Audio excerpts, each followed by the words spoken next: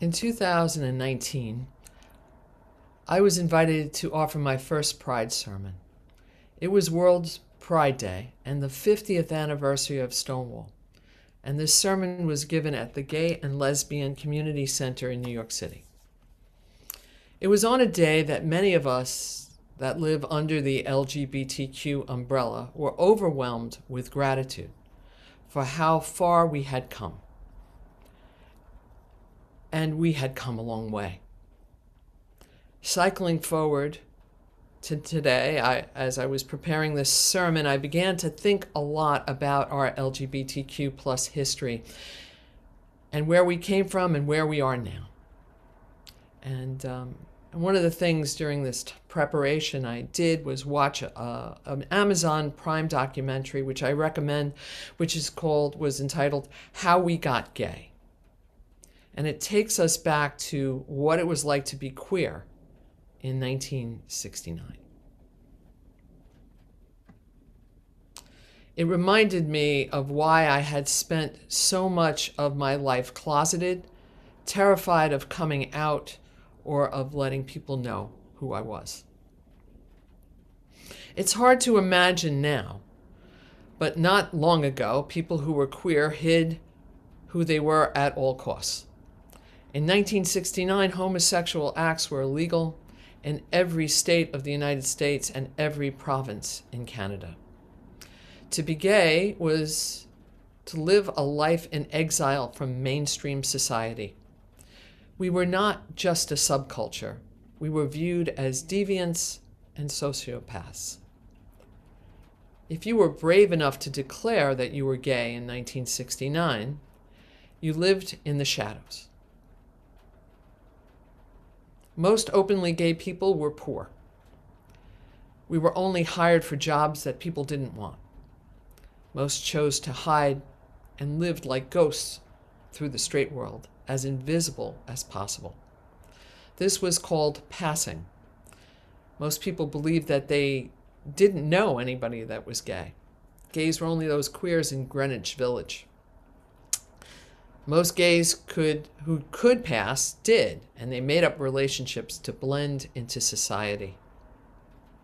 They knew that if they were found out, they would be fired from their jobs or ostracized from their families. In the United States, police were required to suppress subcultures that were deemed illegal. It was considered a danger for society for homosexuals to congregate in one place. Vice squads and paddy wagons would lead organized raids on bars and cruising spots. Once people were arrested, they were processed as criminals and their names would be published in town magazines and newspapers, ostracizing them as sexual predators. This was common. Well, it was common in New York City gay clubs in those times, which, I don't know if you know, they were all owned by organized crime groups in those days. They would have a warning light that would go on when the police were coming. And once the light went on, the patrons would immediately switch partners. They would dance with the opposite sex. That was the way of trying to avoid being arrested. That was gay life in America. Well, that's what life was until one hot night, late June 1969, when the patrons of Stonewall fought back. And that is the day we celebrate this year, 53 years later, as Gay Pride Day. It's always the last Sunday in June. I'm going to talk a little bit now about the anti-gay Christian movement. So by the mid-70s, the gay rights movement was beginning to experience advancements. It happened on city and state levels. Coalitions were developing visibility. The slogan, "Gay is good," was becoming known. During the same time, though, the Protestant American churches started to see their loss over controlling and legislating morality. The rise of the anti-gay Christian movement swept the United States with Anita Bryant's Save the Children initiative. Does anybody remember Anita Bryant? Yeah. And her proponents used parental rights as a language to justify homophobia. This conservative opposition to gay rights used the same language in a different context that was used in the anti-busing movement. The supporters would say, "I'm not a racist. I believe in integration. I just want to protect my children from those people who could be a danger." It was the same language. And it was actually founded, her coalition was actually founded by the same people that created the anti-busing movement. Interesting. This is all disturbingly familiar to the anti-LGBTQ legislation that's going on right now. The anti-gay movement was inflamed further in the 80s due to AIDS, which the Christian right stated that it was God's wrath against homosexuals. So I came out in 1985. Well, let's say I began to come out, because for me, coming out is a lifelong process of letting people know who I am. But at that time, when my lifestyle began to change, I was exposed to the oppression and shame that was part of gay life in the 80s. When my partner and I wanted to travel somewhere, we had to reference something called the Gay Yellow Pages, which was a printed resource book that listed phone numbers for safe places that were accepting, that would allow people like us to visit. It was a lot like the Green Book, which many of you might have heard about, that was used from the 30s through the 60s or 70s for the African American population. Now, for gays, the places where we went to were shabby, to say the least, right? There was a place in Asbury Park that we knew was welcoming. We used to go there on weekends. It was dilapidated and actually just disgusting. It was gross, but we went there just so we could be with our own kind, just so we could be with ourselves. Our options were few where we could go. Gay bashing was common in those days. People were cautious when leaving gay bars and clubs for their safety. We had to worry about our cars being vandalized, especially if we went to places in suburban areas. But it was also common in New York City. Looking over your shoulder was part of gay life. There's times where people might have asked me why I chose not to have children, which is an interesting question, because it wasn't really a choice in the 80s. The only lesbian mothers I knew had their children in relationships with men prior to a shift in their lifestyle. And another factor is that in the 80s and 90s, relatives could petition for custody of lesbians' children based strictly on the fact they were a lesbian. A lesbian could lose their children easily in a court of law. Eventually, some states passed laws where single people could adopt. And this worked for gays and lesbians only if they remained closeted and single. In 1997, New Jersey became the first state to allow same-sex couples to adopt jointly. And it wasn't until 2010 did the last state, Florida, overturn a ban on gay adoption.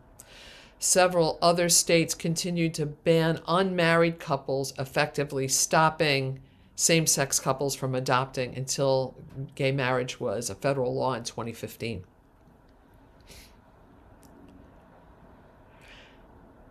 So, as I was saying, coming out is a lifelong experience. I did not truly fully come out to my family and job until 1999, let's say 14 years later. Imagine. I worked in a very male-oriented printing industry, and it was the old boys club, which was extraordinarily difficult to be a woman in. Forget about being an out lesbian. So through those years, I continued to refer to the woman who I loved deeply, lived with, and built a life with as my roommate. It was painful I still process my resentment for having to do so for so long. So here we are, 53 years since Stonewall.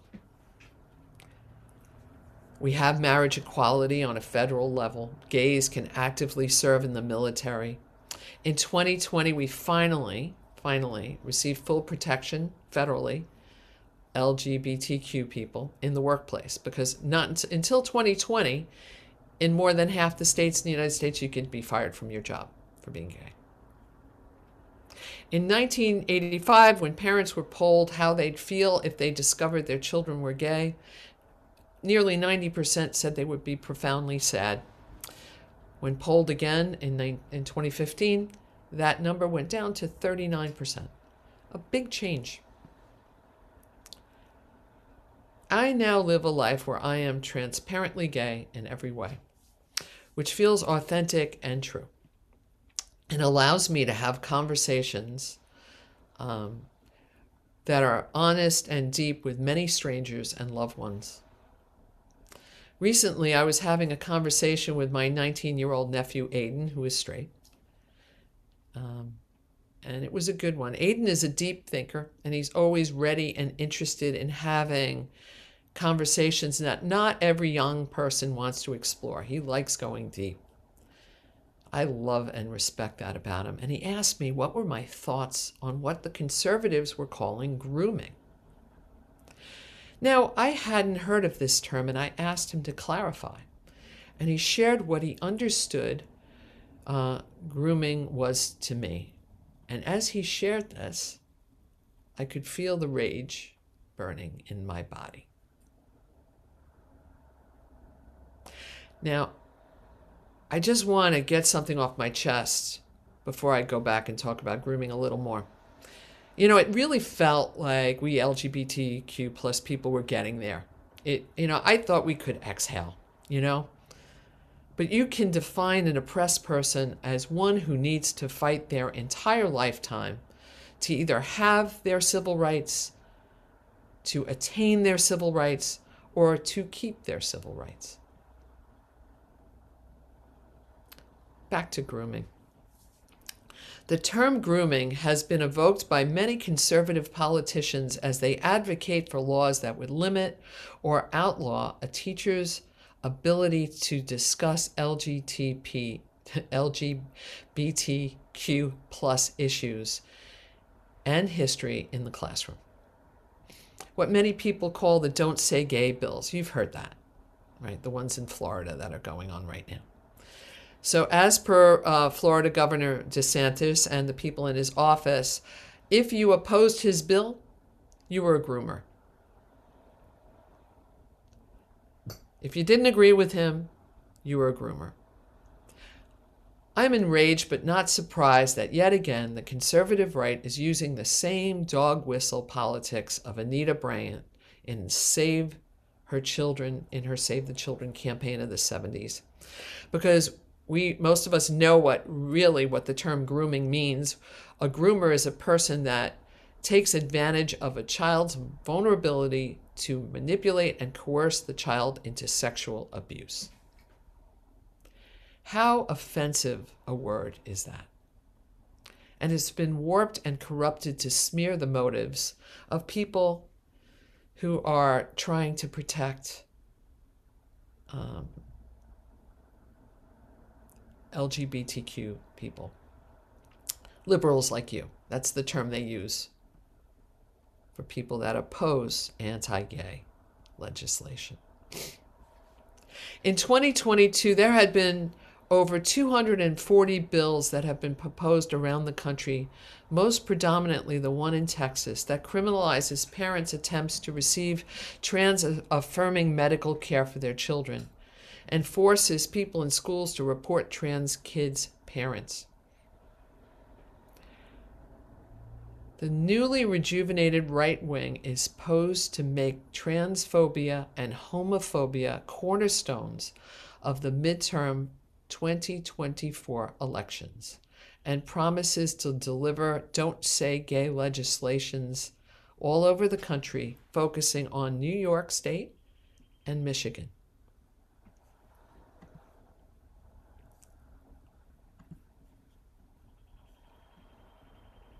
Our struggle continues. Book banning is alive and well in the United States, and with 10 books, most banned books on the list, 5 out of the 10 of these banned books are LGBTQ plus content. Gender queer, Lawn Boy, All Boys Aren't Blue. This book is gay beyond magenta. Terry, thank you for soon to be lending me Gender Queer.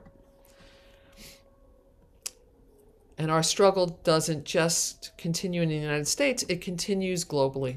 Because, in case you weren't aware, it's illegal to be under the gay umbrella in over 70 countries in this planet, including 7 where we may face the death sentence.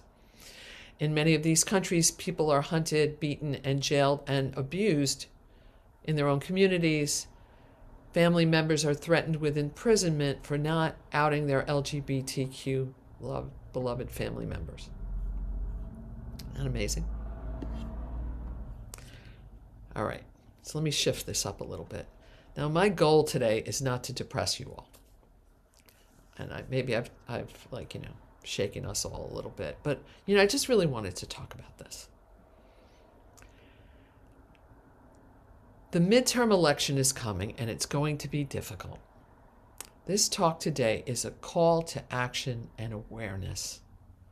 And it's through awareness and action that we could continue to advocate to maintain and advance our civil rights and the civil rights of the LGBTQ population. And we need everyone's help. So here's some good news. The good news is you can make a difference. You can do something. And here's some of the ways. The Brooklyn Public Library has created something called Books Unbanned. It's an initiative that allows them to send either digital books or actual books, I think, to people all over the country that are being censored. And you can make a donation, and it helps young people that are being censored again to receive an e-card. So even if you're not in New York State, you're able to get these books. So we're able to allow them to have this information, this access. You could join the ACLU, Lambda Legal, Garden State Equality, Bergen County LGBTQ Alliance, which was just recently launched by Unitarians. They do great work right here in our county. You could join the Human Rights Campaign, who's been fighting for our LGBTQ plus rights for decades.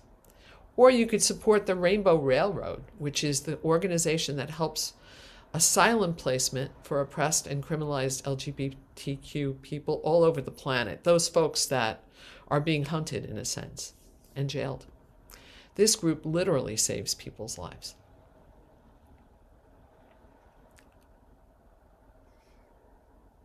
So I want to acknowledge again that we have come a long way. And I'm deeply grateful to the courageous gay, lesbian, trans, queer, plus individuals who have come before us. And deeply grateful to all the allies that have come before us. As in all marginalized people, our work is the work of a lifetime, and we will need to continue to advocate to fight for our civil rights.